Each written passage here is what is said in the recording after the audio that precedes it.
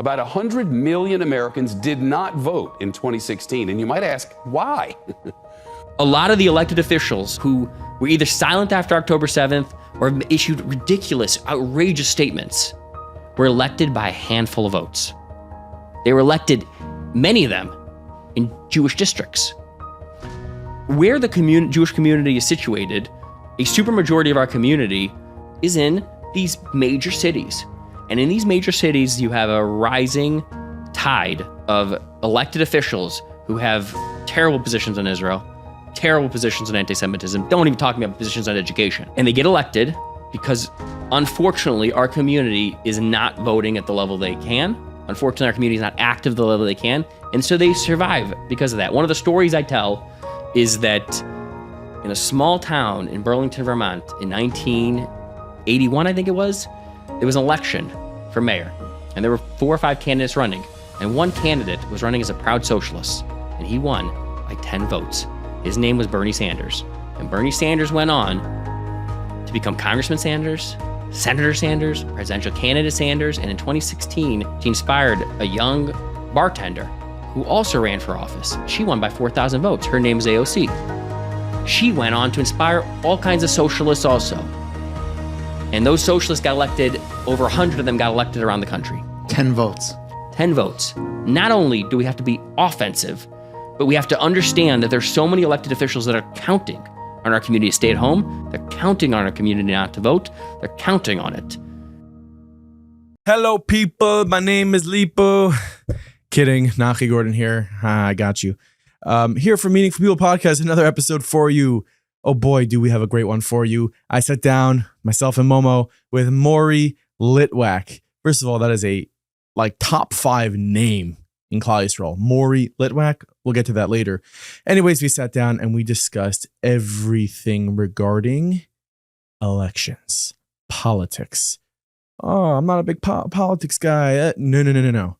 You need to hear this because you might be thinking, I'm not a politics guy, but these things are extremely important to you and the future of your children, your family, our community.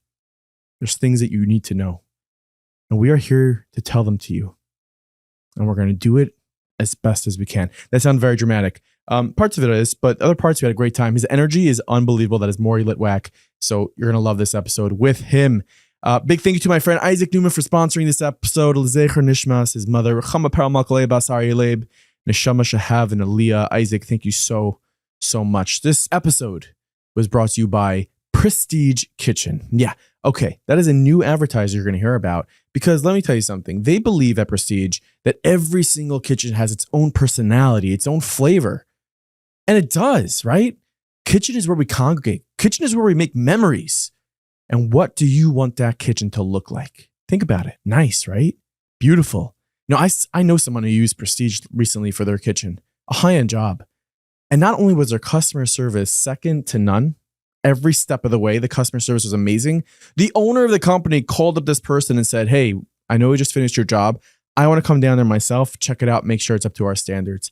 That is the type of quality customer service you get when you use Prestige Kitchen. So make sure, hit the link in the show notes of this episode and get in touch with them. They have a beautiful showroom in Lakewood. They do jobs all over the place. Prestige is where it is at. A big thank you also to my friends at Colel Chabad. Yeah, we're talking about the Pushka app. It's very simple. You know I did it. And here, it's on the screen right now. You can watch me download the app and go ahead and give tzedakah. What are you giving tzedakah to? You're giving tzedakah to Colel Chabad. Colel Chabad is taking care of needy families all over Eretz Yisrael. They're delivering 4,500 meals a day. The resources they provide are unbelievable. The Israeli government relies on them to take care of Israel's needy, and they are relying on you to download the Pushka app today.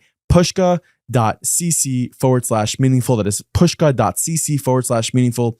It's so simple. 2 seconds. You hit the Pushka app. You go and you say, it's before Shabbos, it's before a business meeting, it's before a date. Get tzedakah. Simple as that. It's amazing. Pushka.cc/meaningful. Okay, fellas, ladies, gents, whoever is listening and watching, enjoy this episode. You are listening to the Meaningful People Podcast. The podcast featuring our nation's most impactful, influential, and meaningful people. Mory, thank you so much for joining us to talk about this important topic. It's so relevant nowadays. what's going on in the world and election season. Obviously, we're going to talk a lot about voting and a little bit of politics and Teach Coalition. But first, I want to really peel it back and get to know you a little bit. Who is Maury Litwack? Where are you from? Where'd you grow up? How are you, dude? Like that? I'm doing great. I feel like there's this Midwest Express taking place across the country, right? You got the vice president on the Republican side who's from the Midwest. You got this vice president now on the Democratic side from the Midwest. So I, too, am from the Midwest. No way. And I was born in St. Louis, and I grew up in Cleveland, and that is like centrally the Midwest. So I feel both a sense of pride in that everything I try to accomplish for Klal Yisrael comes from the Midwest. But I also feel bad for them because I get mistaken for a New Yorker many times. Oh, do you? So Really? yeah, people say, oh, he speaks fast and he wants to get stuff done, so he's a New Yorker. But I actually have to claim the Midwest as my upbringing in beautiful Cleveland, Ohio. I never heard someone say beautiful Cleveland, Ohio. That's nice. Well, it's this like there's a 3-month period where it's very, very beautiful Oh, yeah? right now. Okay. It's not too hot. No, It's good. I'll Yeah. give that to you. Yeah. That's awesome. What was your upbringing like? So I have 4 brothers. I had a great time with them growing up. We did. I used to joke. I think I had 15 different forms of stitches growing up before I was 5. Nice. With those The kinds of brothers. youngest, or I was middle. I'm middle. Oh, wow. So it's 2 older, 2 legit middle. None of this like fake middle, like legit middle. yeah. And we just used to. Almost all of our stories growing up are us breaking things that my mother cared about, or I think I went through 2 walls growing up. I sent my brother through a window. Like all good rough housing. Good Ohio. Good Ohio. Yeah, good. baby. This is what Beautiful makes Ohio. this is what makes presidents and vice presidents. Yeah. This is what happens. Yeah. Finish the sentence for me. OH. OH. Isn't Ohio. that like the Ohio? Oh, the Buckeyes. Yeah. I didn't go to Ohio State. I went to University of Maryland. Sorry. Yeah. Sorry. Wow, that flopped. Sorry. I'm sorry. Maury. I'm sorry. So where does the name Maury come from? I want to say it's my great grandfather's name. Nice. But one of my things my mom always said was that she liked a baseball player named Maury Wills also, who was or I think that's who the player's name was, some player on the St. Louis Cardinals. So she liked that as well. So I'm not sure whether I'm actually named for that or a baseball player that most people will never remember. So it's one of those 2. Is there a Tuesdays with Maury? There was a Tuesday. It's a different Maury spelling. We have to. Oh, okay. There's different kinds of Maurys. We do have to differentiate. There's like the Maury Povich show. There's the Tuesdays with Maury. There's different Maurys. Maury's a very strong name. It's a very strong name because nobody's naming their kids Maury anymore. Is it like Moshe? Like, is there a Hebrew name, or it's just, So my Hebrew name is Mordechai. Okay. So it's I guess Instead it's of Morty, it's just Maury. It's gonna be Mory or Morty. So it's very funny. Growing up, I was Mordechai. My family knows me as Mordechai. Everyone knows me as Mordechai. Close friends know me as Mordechai. Then I was working professionally. I worked in Congress. And in Congress, you don't say Mordechai, not because you can't use it, but because I couldn't stand someone calling me Mordecai. I just couldn't handle it. So I said, okay, what's my legal name? My legal name is Mory, so I'm going to go by Mory. And then I started working in Klal Yisrael, and now the things two merged because people are like, did he say Morty or Mory or Mordecai? So it all Amazing. merged. So now I'm Mory, but if you really know me, I'm Mordecai. This podcast can call me Mordecai or Mory. I might call you Mordcha. Mordecai, you could call me that. Yeah, it all works. I'm loving the name train that we're on right now. Yeah. Let's go last name. Litwack. Lidbach, yeah. Yeah. Like legit? You're a Litwack. We don't know. We I know. Part of it, yes. Part of it, there's a story that my Zaydi used to say about the fact that there were 4 Russian brothers, classic story in the Russian army, where you had to, if you were an only child, you didn't have to serve in the Russian army. So there's talk about the name was changed. So we're not sure. So it depends. It depends on if I need it. If I need to be a Litvak, I'm a Litvak. You don't have any aversion to Chassidus, in other words. No, I don't have any aversion to Okay, Chassidus. good. Okay, that's good. I mean, I'm Okay. not dancing right now, but yeah. Otherwise, Oh, we're you good. will be. Yeah. You will be after that cold brew. Exactly. This is for people watching. These gentlemen didn't give me water; they gave me cold brew to keep the energy going. They're like, "It's election season; you got to go, go, go." This is I cold missed brew. that He's segment, by the giving way. Yaakov Cruz energy. No, Legit. you know Yaakov Cruz? I don't. He was in He's the a fire sauce. You also feed him cold brew the entire No, he time. needs nothing. This is my 3rd cold brew. They keep giving me cold brew. He's just got energy pulsating through his body. Yeah. So professionally, take me through, I guess, some of the stops. You mentioned that you worked in Congress. Yeah. So like, was that the first stop for you, or there was? So my first stop is that I'm at University of Maryland. It's my senior year. I'm a pretty good student, and I remember being in one of my classes, and looking around, and I'm seeing people with these books. I'm like, what are these books that people are using? They are the LSAT study books to go to law school. I say, this is interesting. What are you doing? They said, we're going to law school next year. And I had a degree and it wasn't a particularly useful degree. And I said, oh, maybe I should go to law school also. So I went and I purchased one of these LSAT study books. And I said, I'm going to be a lawyer. I'm going to go study for law school. So I took the LSAT and I scored 151, which apparently is not good enough to get into any law schools. Isn't it 180? 180 is perfect score. 180 is perfect score. I didn't say 180. I said 151. 151 doesn't sound too bad. Good medium. Like by the way. You took LSATs? I did take. Where do you get your LSATs? I don't disclose my LSAT score. Oh no? No. Okay. No. Why not? Because I think people always assume I got higher than I got because I went to Penn. Can I say a number and you say higher or lower or no? No. No? No. Okay. This is I give very little information on my LSAT This is my score. first Meaningful People podcast. This is your like 100th. Yeah. And I disclosed it immediately. I'm much more comfortable with the audience than you are. He's like, I'm ready. I gave my score out. Anyway, I gave the score 151. I couldn't get any law schools. I did an internship at Blue Cross Blue Shield. And when I was at an internship at Blue Cross Blue Shield, just trying to figure out what I could do, I was doing data entry. I was bored. And then one day down the hall, I hear champagne bottles popping. People are excited. They're whooping. They're hollering. And I said to the person I was working with in the IT department of Blue Cross Blue Shield, I said, what are those guys down there? They said, oh, those guys are the lobbyists. The lobbyists. I said, the lobbyists? What's the lobbyists? What do they do? And so they said, well, they work on convincing politicians to do different things and passing. And I said, they look like they're having a lot more fun than we are. Who are those people? So I ended up realizing that you had to work on Capitol Hill to sort of get your first entry into politics. So I wanted to work in politics. I wanted to work in Capitol Hill. And it's very difficult because of this. And it's very hard because of Shabbos. Like, it's very difficult. Capitol Hill is a 7-day-a-week type of job.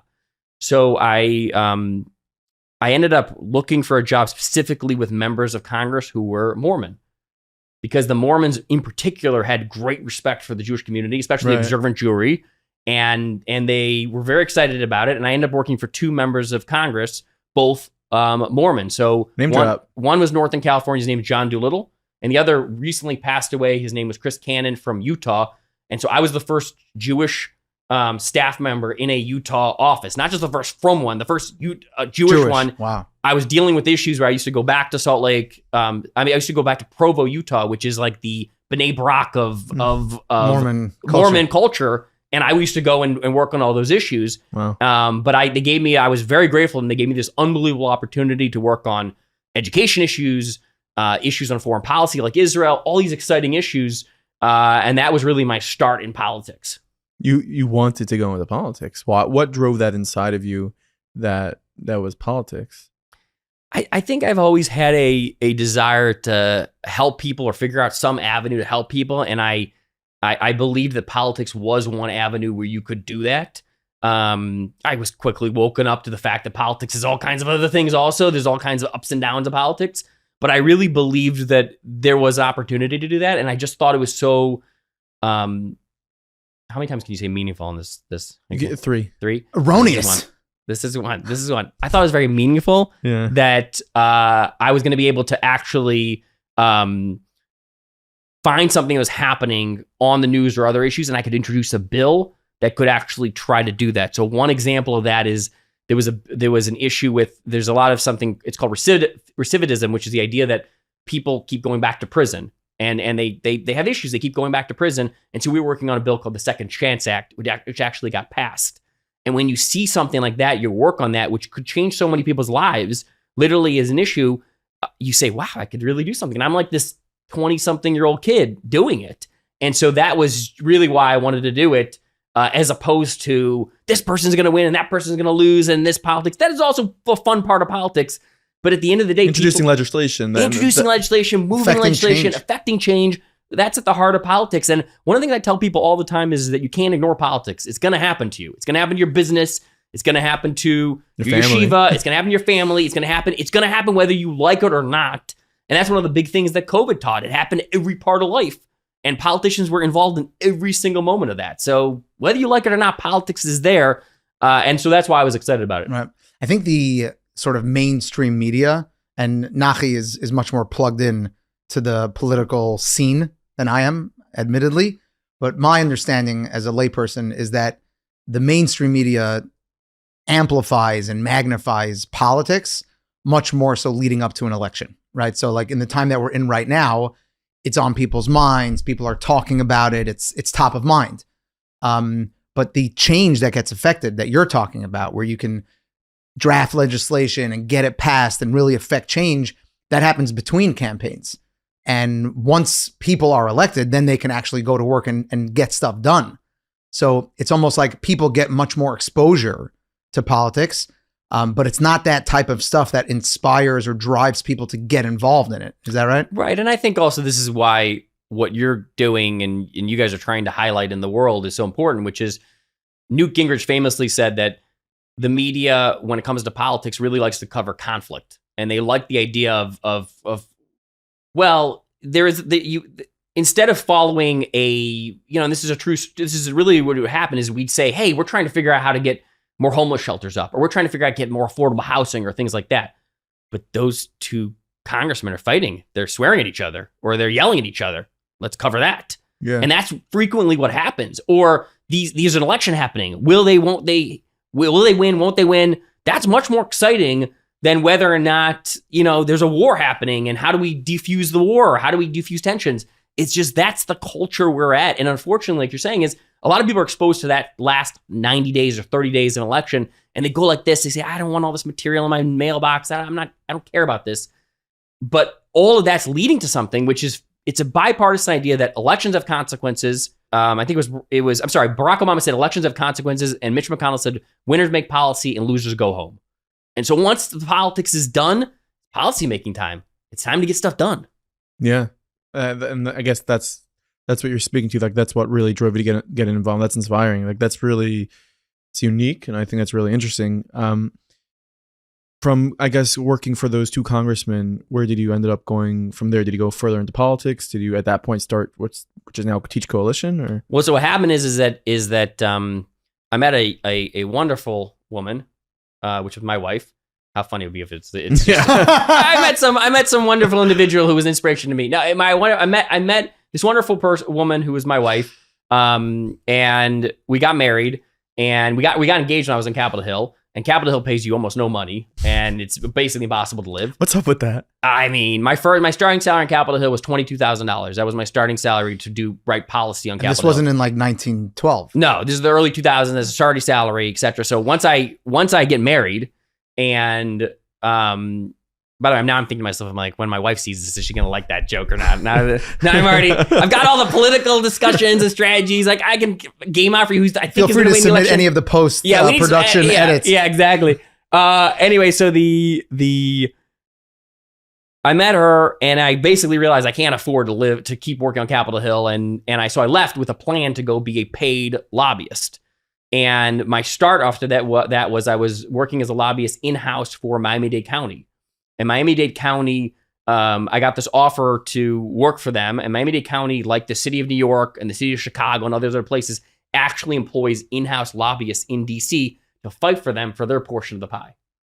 For funding for what? For anything? Just for city stuff? For funding, yeah. For funding for Miami-Dade County, it was the Port of Miami, Miami International, which I'm sure you guys have flown into, all these other things, literally fighting for funding for them. So, for example, the port had to have shipping come in, so they had to dredge the port, get all the junk out from under the port. Someone has to pay for that. They don't have the money for it. I have to go lobby the federal government on behalf of Miami-Dade County, and that's literally what I did. Probably a lot of MIA jokes. Yeah, how much? Yes, a lot of MIA jokes. Yeah. How much were you lobbying for? Like, I'm just curious. Some numbers. With like Miami's like, all right, Mory, can you go ask the government for a little more than $22,000? Well, first off, gentlemen, I said I'm from Cleveland, so I spent most of my time just trying to prevent the decision and LeBron James from moving to Miami at the time. I'm working it. Yeah. Oh, interesting. Yeah, no, I don't know. And then how great would that be if that was my job? I did. What you're doing is you're talking about tens of millions of dollars, if not hundreds of millions of dollars in funding. You're talking about them. They are competing with all kinds of other municipalities for a set of money that exists in DC. And you'll see that, by the way, with everything in DC. You'll see that you've got casinos and you've got telecom and you've got all these different business groups. And that's what they're competing with. So what I used to do is I literally would say, it would be a Monday and I would have the police commissioner in, and I would take the police commissioner in meeting with congressmen and senators. It was Tuesday and I would take a the head of the county commission in, or I'd take the head of the airport in, the head of the transportation committee, or the head of sanitation in. And each one would have a different issue that I would take them in front of Capitol Hill and try to convince people, we got to pass a bill, we got to get this engineered or whatever it is. After I left, at the point with Miami Dade County, I had a real choice to make, right? Do I continue and try to make money as a lobbyist? Almost like they call it a hired gun. For like corporations. Business groups, whatever it is. Now I've got experience on Capitol Hill. I've got experience as a municipal lobbyist. Do I go do that? Or do I go do this thing where I go work in Colel Yisrael, which I told myself I was never going to do. Why? I always tell the story. My father's worked in Colel Yisrael for almost his entire life. And he worked as an executive director for Yeshiva, and he does all kinds of amazing things. And I think watching how hard my father worked on it was always something that if anybody who was in Colel work will always say, like, what did your father do? And if they were involved, you see their dedication, but also it's hard. It's a difficult thing because they get grabbed by community members. There's believe it or not, sometimes people have opinions in the Jewish community about particular things. What? Shocking. Meaningful opinions. That's two. And anyway, so I didn't know if I wanted to do it or not. I decided to do it. There was an opening in the OU for the OU's DC office to work on federal affairs and work on things like lobbying for Israel, lobbying for education issues and things like that. So I took a job doing that. And I really sort of had still a mentality like, I'm going to do this for a year or two and sort of just leave. And after about 2 years or so of doing that work, I really thought there was one opportunity in particular that I could sink my teeth in and I could really make a major impact on. And that was on Jewish education. And that's where Teach sort of took off and started its work. We'll be right back this episode of the podcast. But first, a quick word for my friends at Toveedo.com, Toveedo.com. Okay, so first things first, you're going to go ahead to the App Store and you're going to download the Toveedo app. Because you know what? Maybe you're mobile. Maybe you're traveling. Maybe it's Shabbos Nachmu and you're just traveling abroad and you're going on your merry way.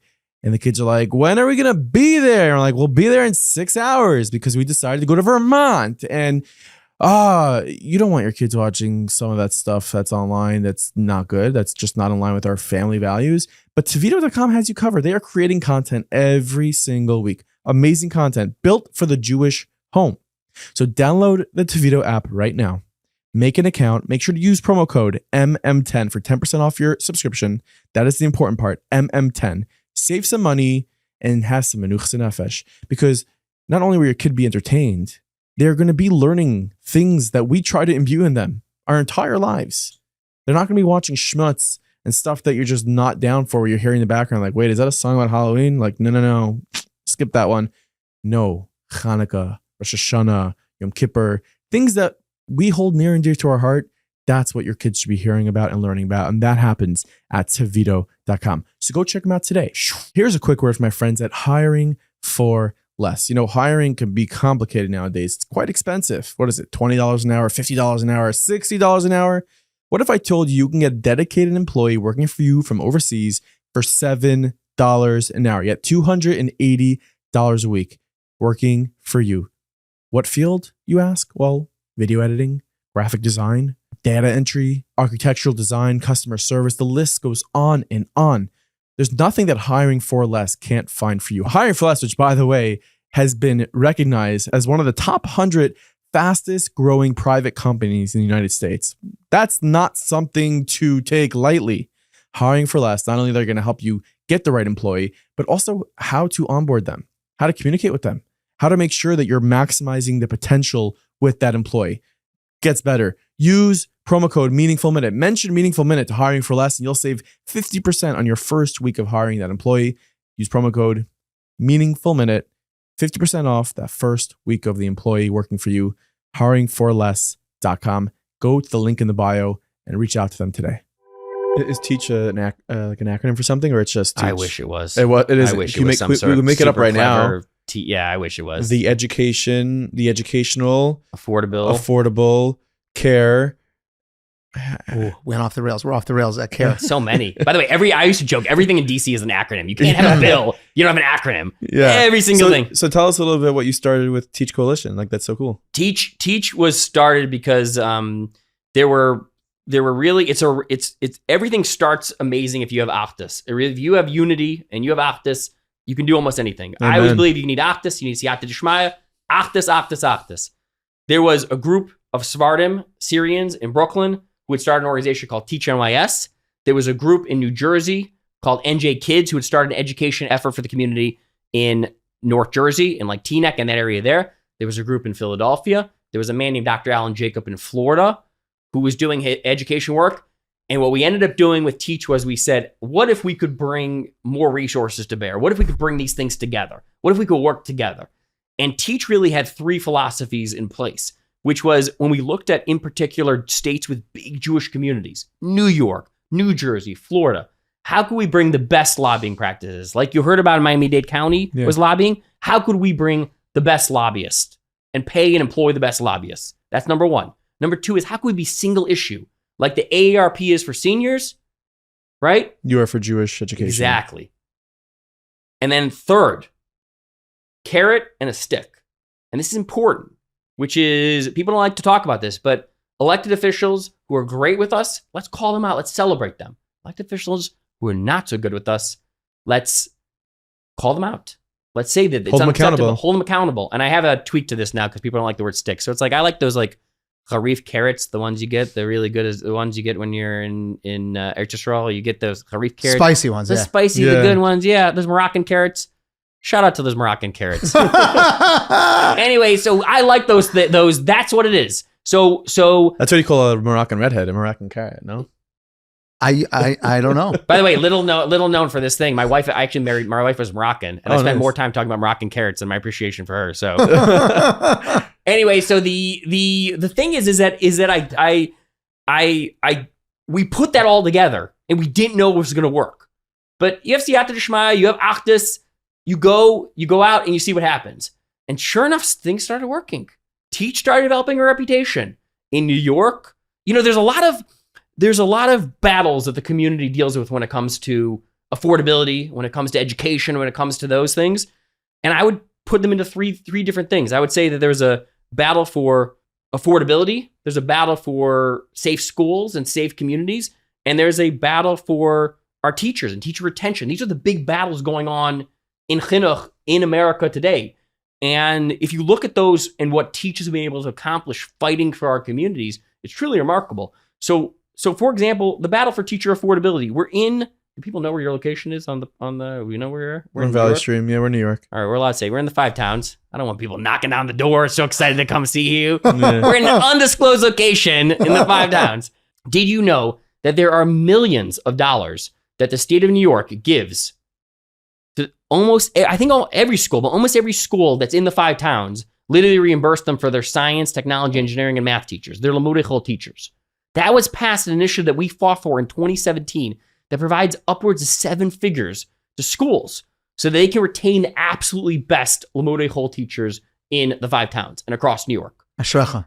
But that creates an environment where not only can you attract and retain great teachers, but you can also end up using the money that you would pay to pay your limudei kodesh teachers. That's great. That's a battle for teachers. Then you have the battle for safe schools. I don't have to say this to you, like gentlemen. Security, yeah. Security. We fought for guards, literally guards, in schools in Maryland, in Florida, in New York, in New Jersey, and on. I was at my kids' summer camp. There's a guard in front of the camp. That's because we fought for inclusion for camps in Pennsylvania and camps in New York. So that year-round, as a parent, you're not worried about your child's safety. Battle for safe schools. Wow. And then lastly, battle for affordability. Everyone knows about the $8,000 per child that was passed in Florida. Yeah. And that's a mission that we have to do around the country. But what you may not know is it's not just about the parents who emailed and texted and said, my tuition's half the price it was before. Did you know that close to 2,000 public school kids left the public school system in Florida and were able to now finally afford Jewish day schools and yeshivas? How crazy is that? Wow. The battle for affordability. So when you look at Teach's mission and you look at what it's doing, it's about tackling those battles on behalf of the community and organizing single issue advocacy with lobbyists and doing so in a manner where we understand the political power we have. And we have a lot of it. It's amazing. Your energy is unbelievable.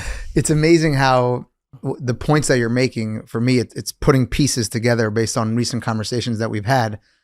Namely, we discussed how Klal Yisrael is growing at such a rapid clip. And I'll just repeat the statistic that Shulam Lemmer taught us. In Belz, there are just as many children being born in the Belz and Moistus in the last 8 years, I think he said, 8 to 10 years, as there were in the 80 years prior, dating back to Amazing. To the Churban in Europe. And the Moistus have to be able to keep up with that.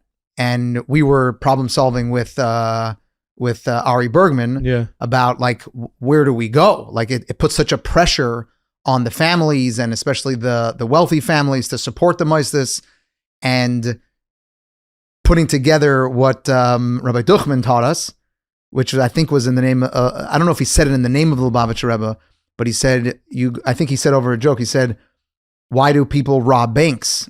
And he said, because that's where the money's at.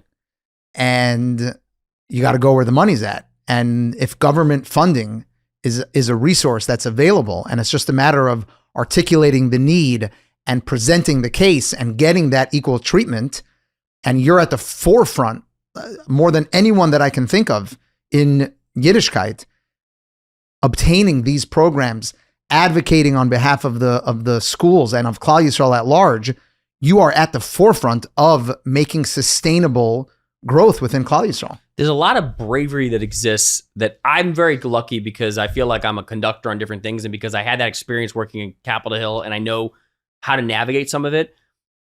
But I'm a very small part of it. There's so much bravery that you see in this work that we're doing. For example, you may not know this, but in California, there's literally a law in the books that if you are sending your kids if you have a child with special needs and you send them to a private school, the government will reimburse them for placement dollars, literally like similar to New York, New Jersey have, as long as it's not a Jewish school, as long as it's not a Catholic school, as long as it's not a religious school. No religion. No religion. Okay. So you have situations in California where literally there are children with special needs who want to attend school with their siblings, but their parents can't afford to. They are in situations where they are forced to eat treif, these children with special needs, because of that. And the parents went, and we looked at the options, and we said, one of the options we can do is we can sue the state of California.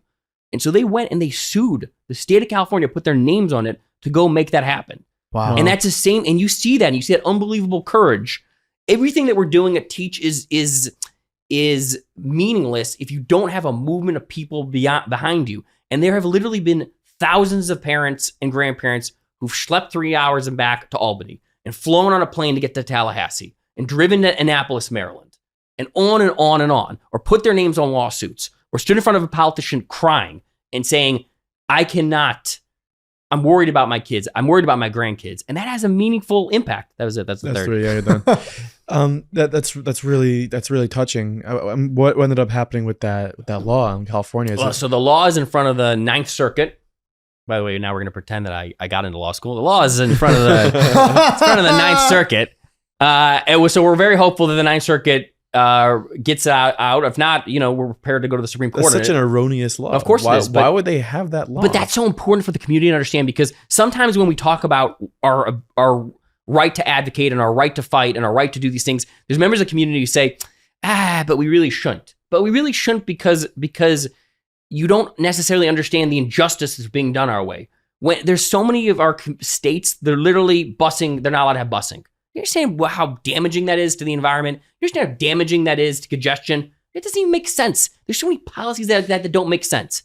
Every time you as a community member, and I've talked about this publicly, every time you as a community member go to your shul, or you go to your school, or whatever it is, and you pay a security fee, which we pay, that's an anti-Semitism tax. That's an injustice. It's just a question of how it's framed and how we talk about it. But if we talk about things like, we really shouldn't, I don't know, etc., that's how the government and the elected officials are going to treat us. But if we talk about things and we make them understand that there are kids we are leaving behind in the public school system, that there are kids we are leaving behind who have special needs and learning issues, that there are kids we are leaving behind because we can't afford the very best Rebbe for them. This is an epidemic. We can do this. Mory, I'm voting you for president. Holy cow. No, for real. I think for me, like I happens to be like I have a very big interest in politics. Whatever, I'll state my resume in politics. I drove Bruce Blakeman around when he was running for Congress, and now he's Nassau County executive. Whatever. Not bad. 1 for 1. Yeah, I would go to him to all Jewish parties. I almost got in a car accident with him. Whatever, but good times. But I actually care about politics. No fault of his own. Yeah, no, of course not. I just got my license. He trusts me to drive. It was crazy. But I actually care about politics. But I think what you're saying right now, for those who don't care about politics, who are saying like, the election doesn't talk to me and this doesn't talk to me, this has to. Like this is affecting your bottom line. This is affecting the safety of your kids in the street. You'd be crazy not to care about this stuff the way you're framing it. Oh, it gets much better than that. It gets much But better. there's more. Oh, it's gets But much there's better Mory. not bad. I might get another meaningful for that. There's much more. That's an argument. There's an argument to be made that offensively we need it, right? Offensively, if we're looking at a sports game, there's offense is defense. Offensively, you're making a great argument. That's why we need it. What about defensively?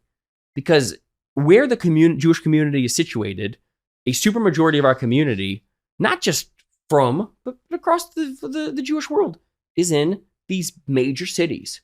And in these major cities, you have a rising tide of elected officials who have terrible positions on Israel, terrible positions on anti-Semitism, don't even talk about positions on education. And they get elected because, unfortunately, our community is not voting at the level they can. Unfortunately, our community is not active at the level they can. And so they survive because of that. One of the stories I tell is that in a small town in Burlington, Vermont, in 1981, I think it was, there was an election. It was 81, yeah. There was an election for mayor. And there were 4 or 5 candidates running. And one candidate was running as a proud socialist. And he won by 10 votes. His name was Bernie Sanders. And Bernie Sanders went on to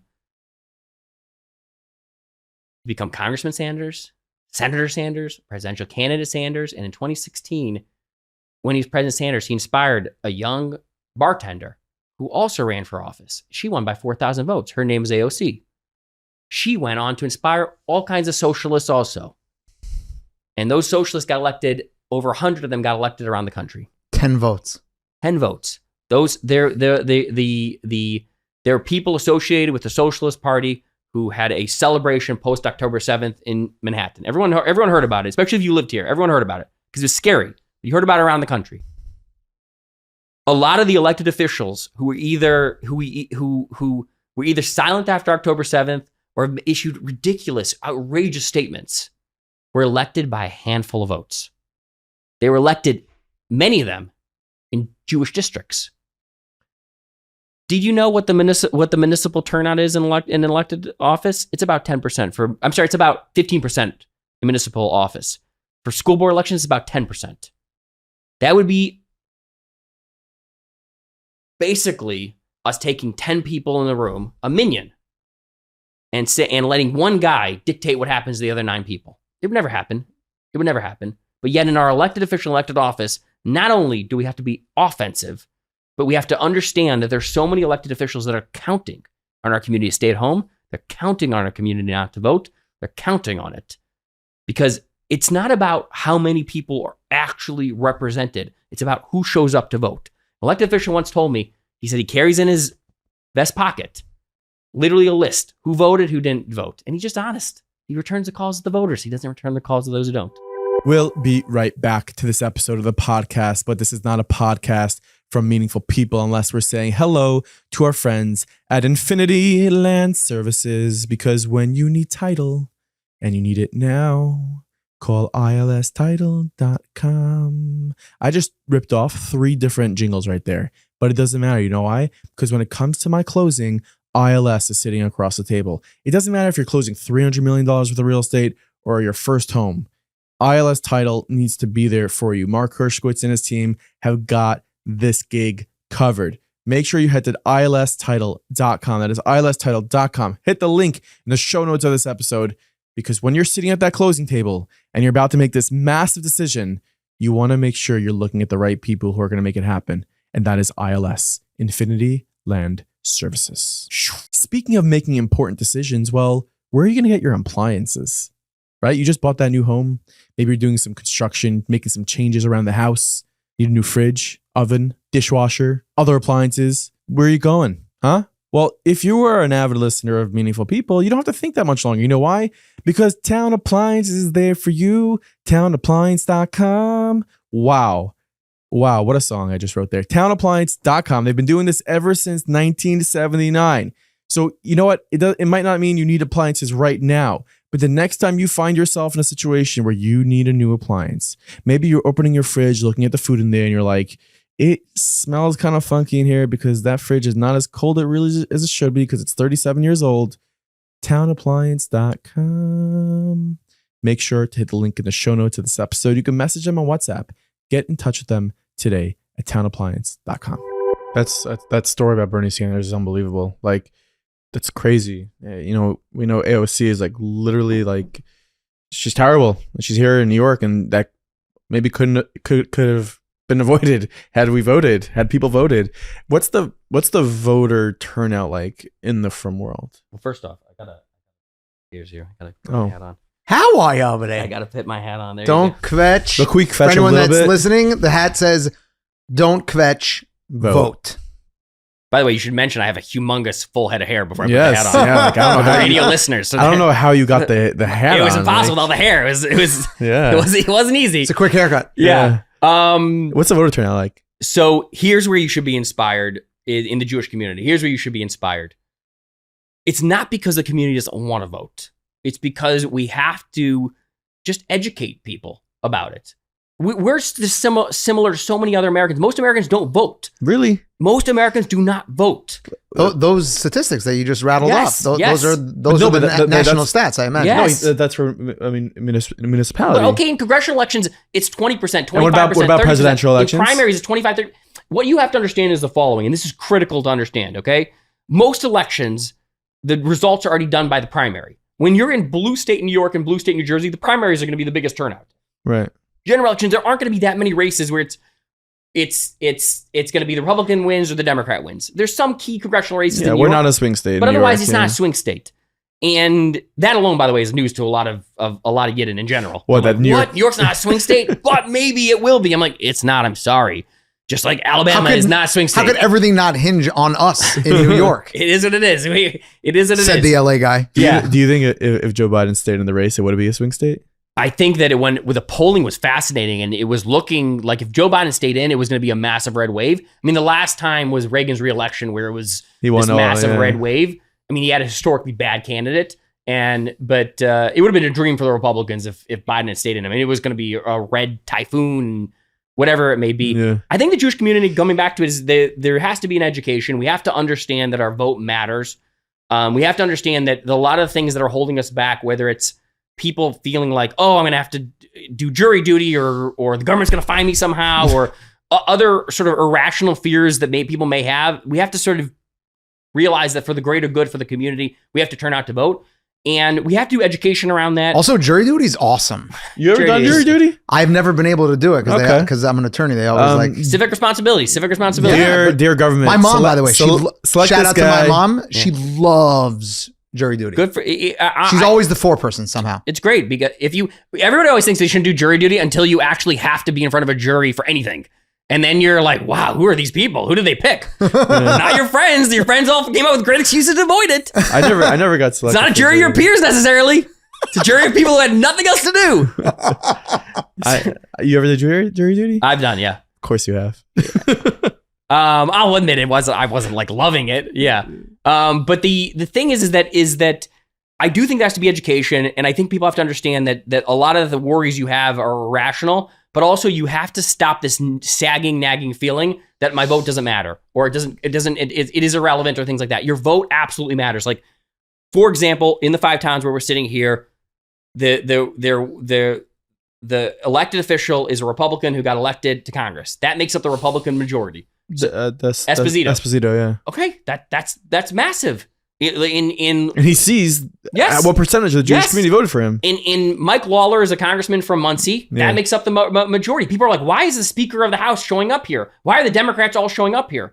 It's because they say in those particular areas you really could have an impact. But those are unique cases for congressional races, like our prestigious host said here today, he's driving people around for the county executive race. Now, a lot of people say, well, I don't know who Bruce Blakeman is. I'm not sure who it is, etc. Bruce Blakeman is in charge of all these issues, which include your garbage and your fire and your police and all these other issues. Bruce is the man. And property taxes, etc. But so many Bruce things. is literally the man, by the way. But Bruce? He comes to I do. this He's a good conference guy. room Yeah. in this building. Oh, yeah? Shout out to Oh, it's Brody. named after his father. His dad, yeah. Great guy, but my point I'm making to you is that matters. But for a lot of members of the community, like, oh, I don't know. And not everybody voted in that county executive race here. But everybody has to vote. Because the way I describe it to people is that if they understand the education, which is your vote matters, people are relying on your vote, on you not voting to take power. They're relying on us not voting so they don't have to do anything for us. And then if you understand other things like, you guys baseball fans? I am. Perfect. Mets. We beat you down. Cardinals. I don't want to bring down the whole podcast. It was a one question. It's a yes or no question. Yeah, it was a one, yeah. So I was like, you're in front of like a Guardians fan. Like this is Guardians. we're top of the league. Yeah, but like you got your name taken from you 3 years ago. Yeah, give me that World Series. We're good. We're I good. literally don't know what you're talking about right now. By the way, if you're an LA sports fan, it depends on the day if you're a fan of something or not. It's good. Yeah. Anyways, the baseball. There's double A. There's single A. There's double A, triple A. Right? Farm system. You have to learn how to bat and then move up. Almost every elected official sitting in Congress or Senate once upon a time was either a county executive or they were in the city council, or they were mayor, or they were whomever it may be. Now I'm telling you that your vote matters. I'm telling you it matters because people are from offensively it matters, but it also matters because that farm system, you can help put people in there who are pro-Israel. You can help people in there who have strong positions on anti-Semitism. You can help put people in there who care about your children and grandchildren's education. That's amazing. Yeah. It's a responsibility. So like next time someone thinks like doesn't matter, it's too late, it's raining, I'm not really interested, why register? New York's not even a swing state, why am I going to vote? Even in a presidential election, the numbers are seen. Like they should 100%. And the reason why we put these hats together, which is all about stop fetching, don't vote, stop catching whoa, vote. we're gonna clip that. Let's clip that. Edit that. No, clip it in. Yeah. Erroneous. Maury Litwack says don't vote. Don't vote. But By the way, that happens, by the way. We talk about like media. Yeah. That literally happens. Well, I did I'm a big believer in admitting mistakes and failures. Also, I really tried to because I think you learn from them. And I went public because a couple years ago, I live in Jersey, and a couple years ago, I literally just didn't vote. I forgot to put my absentee ballot in, and I didn't vote. Where were you? So I was Feel free to put up a boundary. You were if you just- need to. I was in the Caribbean somewhere. I don't know. No, but It wasn't, I didn't have an I'm important. always the one that empowers the guest to put Yeah. boundaries with Nachi. I didn't have a good excuse. right. But I wanted to go public just to say this is the voting guy who literally Didn't vote. messed it up because I didn't have a voting plan, which I didn't. Like I was out that day, I was traveling somewhere that day. I didn't do an absentee ballot, and I didn't vote. And so I wanted to show people that it happens. It's also easy not to vote. And it can happen if you don't focus on voting, meaning Right. it's easier not to vote than to vote. Oh, 100%. So profound. Yeah. 1 second. It's easier not. Right. It is. No, it's easy. It's easy to sit there. No, I think explain it to him. What people don't know, by the way, and this is another. Did you? I agree with you, Nachi. Thank you. What people don't know is that it's public record if you voted or you didn't vote. Right. It's not public record who you voted for, Interesting. but it is public record if you If you voted showed or up. you didn't vote. And I tried asking Mory before we started who he's voting for, and he didn't tell me. He said he wouldn't tell me. It's like what you said with the LSATs. It's very much like the LSATs, yeah. yeah, I think it's Voters' rights. That's a huge Indian. That's a huge Indian. It's very different. I think There are people that volunteer, right? That go to voting sites to protect the integrity of the process so that people aren't pressuring 100%, you yeah. to tell you and ask 100%. you. It's very important. One of the things we did, and I think what we're known for is that we launched a whole voting initiative, and we started opening up literally voter centers so that the idea would be in from communities. You would have your grocery store, you would have your bakery, and you would have a voter center where volunteers could teach people how to register to vote. Volunteers could encourage people to come out to vote with the cinnamon bun. with the Cinnabon bun. And it would be hard not to vote then. Yeah. Well, you have the Cinnabon. I don't know. And then it might be easier To vote. to vote than to not vote. Really amazing. So that's first of all, shout out to you for all the work you're doing. Like it's really unbelievable, and hopefully continues to translate. Like I know Tzedek Association was lobbying very strong for IVF to be part of insurance paying for part of IVF, and that's what happens with lobbying in the Jewish world. Hopefully tuition can get lower. I think all these things are very important. And again, like I said, you got to have defense and offense. How much have you secured funding for yeshivas? Last year it was $700 million. That was the year. Was what our year was. Surely we're going to need a repeat. Yeah, you secured $700 million. And we're endorsing and we're sponsoring the next year of 700 meaningful people. I don't know. $700 million to the yeshivas that you secured. Our team did. We have 7 states that we operate in. We have over 10,000 activists that are involved with us. Activists mean that they go and make phone calls and emails and they travel to state capitals. They have individual relationships with elected officials and they go do it. Do not believe that I'm some sort of super Oskin that's running around taking pictures of politicians or have them all on my cell phone or anything else like that. I don't believe it. Don't worry. Rather. No, it's very important because people sometimes say, they're like, okay, he's going to run around. He's going to do that. Literally. You need everybody. Literally, you have moms and dads and grandparents making phone calls to the governor, to the mayor's office, to around the country, to Governor DeSantis. Like, that's literally what you have. There's guys in Baltimore who have a relationship with Governor Westmore. Like, that's what you have. Volunteers. That's what it is. It's a movement. It's literally a movement. We're just trying to build a movement so that people can go out and go do that and learn to do that. And imagine an environment where the Jewish community is voting at 100%. And imagine an environment where we are winning at an unbelievable rate because of that civic participation. It's possible. It's so cool because we've talked recently quite a bit about this herd mentality that Colel Yisrael has, and things become trendy and it just like sticks and it like takes off like wildfire.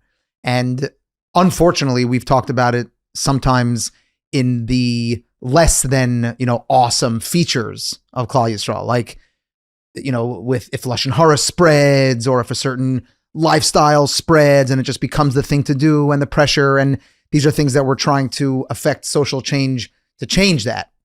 Here's something where we can tap into this resource that is the incredible nature of Colel Yisrael, that when we do something, we go all in. Yeah. And it just takes off like wildfire. And if, like you're saying, achieving that high rate percentage of showing up to vote and to make a difference, like we could totally realistically do that. And we've done that. In Westchester, we were involved in this major congressional race. We saw some shuls vote at 90%. Wow. Do you know what what a big voter turnout is? 40%, 50%, 90%? That's an insane turnout. And it shows you the capability of the Jewish people. Like, it's unbelievable what we're capable of if we put our minds to it and we go do it. That's why I'm saying it's not because we're asleep at the wheel when it comes to voting. It's because there's poor civic education in America, and we have the same problems within our school system also, which is, you can't blame us, which is there's poor civics overall. And this is also a depressing environment around politics in America. We have to understand that despite all that, we have to go through the cloud and see the light, which is we have a responsibility. Every person in the community can do it. And let's go out and register to vote. Let's make sure we get out to vote. Let's do it in big numbers, and let's make a meaningful difference. And don't kvetch. Vote. Do you think that there could have been more than a $700 million secured for the yeshivas had there been more of a voter turnout in the Jewish community? Like, does absolutely. that correlate? Absolutely. That's absolutely. That's equivalent to someone donating like tens of millions of dollars. And when they're deciding like you're going to go vote, it's a community is going to say, we're going to go vote. You could be secure. Like, I know there's some from communities that don't have busing, right? Like Baltimore doesn't have busing for the yeshivas. I think part of Baltimore does for certain hours. At the end of the day, so many things when you talk about IVF or you talk about other issues and people, there's all kinds of issues. My phone blows up not with elected officials calling me and saying, "Hey, Mory, we got to take a picture together," and like that's not why my phone blows up. My phone blows up with people saying, can we fix this with a policy? Is there a policy we can do to prevent this? Is there a policy we can do to help with X, Y, and Z? We could pass a lot of things that are extremely helpful to the community. Should we vote? Should we actively engage civically? And I want to give a shout out to the 5 towns, because the 5 towns actually has been voting at an increased level. The 5 towns, I think if you speak to like a Bruce Blakeman or Esposito, which is a major county executive, a major member of Congress, they'll point to the Frum community and say they turned out an unbelievable level for me. And the community's turning around and saying, we need you to come to this event. We need you to hear us. We need you to be part of this community.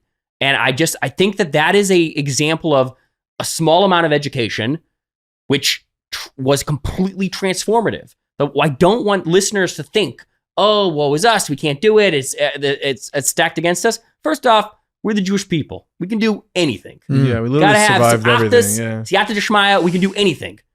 But we gotta pick ourselves up. Let's go. We have to believe that this is a meaningful outcome and that we could actually make a difference. After Westchester turnout, I had people saying to me, I'll travel anywhere in the country. After Florida, where we turned out the Jewish vote, people said, I'll get on a plane and come here. That's incredible. Only the Jews. Only the Jews. Tell me why the Jews now, in today's political climate, with what's going on in the world, what's at stake for us? Why should we care about this election cycle, what's coming up in November? There's a famous quote that comes from a British prime minister, which is, a week is a lifetime in politics. And I think it's very important. I write a regular column for Mishpacha. I think I've quoted that a dozen times. And the reason why is because you don't know whether or not a Biden's going to be the nominee. You don't know who the vice presidential pick is going to be. But you also don't know how issues that impact us, where they're going to be next week or the week after that or others. People who bury their hands and say, oh, it's terrible, I can't get anything done, are not understanding that so many things impact the political climate and political cycle. And the charayas that we have is to vote, but the charayas we have also is to stay at the political table. One of the most famous phrases, if you're not at the table, you're on the menu in politics. If you're not at the table, you're on the menu. And we don't want to be on the menu. It's a good line. And be on the table, and I didn't botch it this time. And to be on the table, it's not a hat. And to be on the table requires us to be voting, showing up at our state capitals, volunteering for elected officials we care about to get them elected, and all these types of things. And you can't just sort of outsource this to other people. You got to do it. That's amazing. Can I get your opinion on what's going to happen in November? When's this airing? When is this? Sometime soon. It's before November, for sure. Before November? Okay. For sure. I mean, if it's after November, you can just edit it in Probably afterwards. September. Maybe you look like a genius. Probably September time. Yeah. We would have to record both versions for that. Exactly. Who do I think's going to win? Yeah. I think right now the electoral math favors Trump. I still think the electoral math favors Trump. There's a lot of states where he looks like he would win, but I think that the popular vote typically eludes Trump and would be something that Harris would be expected to win. I think it's going to come down to Well, Clinton won the popular vote and she lost the election, right? Yes, but Biden won the popular vote. I mean, he hasn't won the popular vote since he's been running.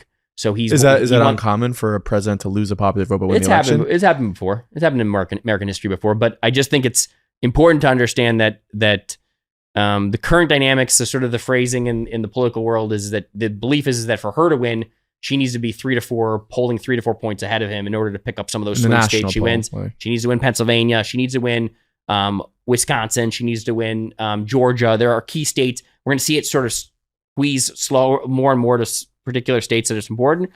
But I think right now it's Trump has the electoral math to win, but Harris is gaining a lot of momentum as of me talking right now. I don't know. A week is a lifetime in politics, so we don't know where that will be a month from now. I think there are some different ways to measure things. You can measure things by the debate, and the first part of you can argue that Trump clearly won that first debate, but maybe he lost it because they ended up replacing Biden. the candidate he was polling way ahead of, now he's polling neck and neck, so maybe he lost that. The vice presidential pick, we'll have to see where it ends up. Right now, the Republican VP pick looks not as strong a pick from a media perspective, but I don't know how that's going to go with the polling. We don't know. We don't know what happens when J.D. Vance is in some of those Midwest states. We also don't know what happens when this Governor Walz is out in some of those Midwest states. I don't know yet. So we'll have to see. And then there's other things. The Democrats are going to make the abortion issue a major issue for them because that's how they believe they're going to turn their base out. The Republicans are going to make immigration a major issue for them because that's how they believe they're going to turn their base out. The complete up in the air is how the economy is. Well, how do we get the Jews to turn out then? What issue on the table should be talking to the Jewish Nursing community? homes. I imagine Israel. I think Israel is going to be the number one. I think that instinctively people are going to say Israel. I actually think a lot of the polling that we're seeing, and we just did another internal poll. We actually just ran a poll in Pennsylvania, which I can share the results on. It'll be out soon. But the poll we saw in Pennsylvania saw the Jews between, and this was not just from Jews, this is Jews in general. We saw that basically Harris was ahead by a couple points. And usually Harris is not usually the Democrats ahead by 20 points or 30 points in the Jewish community. They were neck and neck in a swing state like Pennsylvania, which means the Jewish community vote may really be up for grabs. But anti-Semitism is polling higher even than Israel. And so anti-Semitism and which candidate is better on anti-Semitism is going to be much more of a determinant factor for how the Jewish community comes out to vote. And you just got to remember, as much as the firm world likes to pretend we're this gigantic entity, and yes, we are growing unbelievably. I'll throw another stat on you, which is there's 300,000 yeshiva and day school students in America, which is larger than the public school populations in a dozen states, larger than DC, larger than Rhode Island. Wow. It's larger if it's in New York City. It's larger than all the New York City yeshiva day school population is larger than all the charter school kids in New York City. Wow. So we are growing astronomically. We are still not a majority of the Jewish vote in America. We're gigantic in our impact, Yes. but we're still growing in our numbers. Do you know the number? Do you have statistics on religious Jews voting in New York? What we've seen is that we're pretty much on par. Some communities will claim, like, look, you're going to have environments where certain Hasidic communities claim they can get the vote out much bigger than others. I think the Hasidic community is amazing. I've seen just as many examples of Hasidic community voting at basically the same as the yeshivish community and the modern Orthodox community. I think we're pretty much on average. I think we're pretty much on average in a lot of cases. Okay. I love the thread of Hashgacha Pratis, the divine intervention and orchestration that made its way into this campaign season, because it's so easy to like identify all of the instruments of Hishtadlus and all of the elements of Teva and nature when we're talking about politics. And it's easy to forget that Hashem orchestrates every single outcome at every single level. Every inch. Correct. And when Donald Trump turned his head, and like that was literally the millimeters between an assassination and our current Republican presidential nominee, it's so wild to know that like everything that's happening is precisely being orchestrated by the Eibishter, and like it was just so clear for everyone to see it. Like it just gave me a lot of chizuk that like, yes, we must show up. Yes, we have an important achrayus and a role within the process, and ultimately Hashem is orchestrating everything. 100%. I think it's very important for people to understand that you watch CNN and you watch Fox News, and that's not where you're going to pick up. But you listen and you watch meaningful people. You're going to hear it. You're going to see it. That's the ad I needed. Yeah, I'm just saying that there's a thought process in saying, let's take a step back and let's look at things. And on CNN and Fox News, you're going to get the talking points you want politically. But here, we get the good stuff. I think you get the good stuff. You get that, that cold brew right in your veins. The Meal Mart cold brew. There it is. Maury Litwack, thank you so much for coming here and enlightening all of I us. thought this was just a meaningful. That's Meal Mart. I thought it was like branded. We're gonna send some kvetching. It is branded, just not kvetching voting mugs here. We send some hats. We're gonna give you guys up. Good swag. Cold meat, hot cups. Not bad. Meal Mart. Maury, thank you. This is really enlightening, and I myself will take it upon myself to vote in every single election, whether it's for mayor, council, whatever, everything. I'm gonna be there to vote, Momo as well. I might drive Nachi. I was inspired by Nachi to vote to drive people around. Oh, really?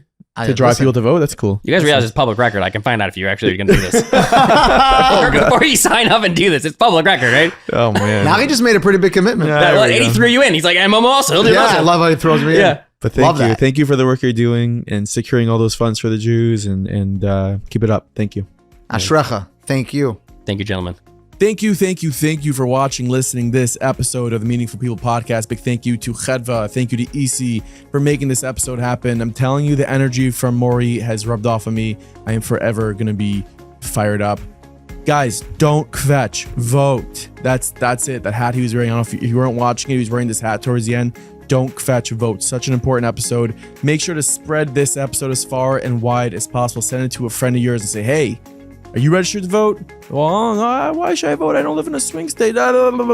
Make sure you listen to what Maury Litwack said.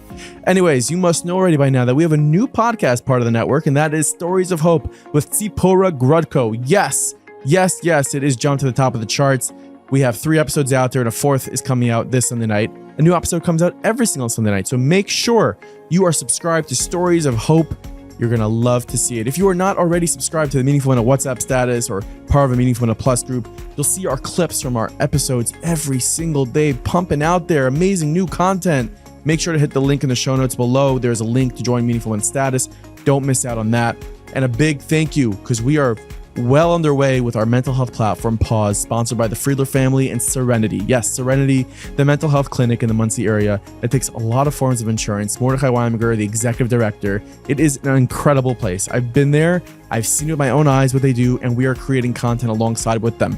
So Pause with us. Yes, Serenity Center, Pause, coming together to break down the stigma one day at a time. Content coming your way every single day through Pause. But I wanted to come here on Meaningful People to tell you that Pause is back, and we're better than ever because of our relationship with Serenity Center, the revolutionary therapy clinic in the Muncie area. Make sure to check them out. Serenity Center. Until then, folks, I will see you again next week.